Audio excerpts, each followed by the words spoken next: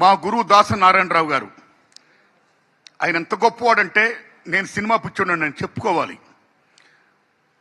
నేను యాక్టర్ని అవ్వాలి, హీరోని అవ్వాలనుకుని వచ్చేసా. మా అమ్మ ఇచ్చిన 70 రూపాయలతో మద్రాసు వచ్చేసా. మద్రాసు రాగానే నేను యాక్టర్ని అయిపోతాను అనుకున్నానండి. కానీ నాకు ఫుడ్ లేదు, చాలా రోజులు బట్టి నాకు వేషాలు లేవు, ఏమీ లేవు. అలాంటిది మీరు నమ్మండి, అప్పుడు నేను ఇంటర్మీడియట్ పాస్ అయ్యానండి. ఇంక నేను బిఏ చేయాలనుకున్నానండి. ఎన్టీ రామారావు బిఏ లాగా ఆరు బిఏ అనిపించుకోవాలి నాకు మహా ఇష్టం. నేను బిఏ చదవాలని ప్లాన్ చేసుకున్నానండి. అప్పుడు మా గురుగారిని కలుసుకుంటే, మీరు నమ్మండి, ఆ మహానుభావుడు నాకు ఫుడ్ ఎట్టి ఆదరించి నన్ను హీరో చేసాడండి దాసరి నారాయణరావు గారు. మహానుభావుడు నిజంగా దండం అండి ఆయనకి. ఆయన ఎంత గొప్పవాడంటే మీరు నమ్మండి, ఆయన క్యాస్ట్ చూడ్డు.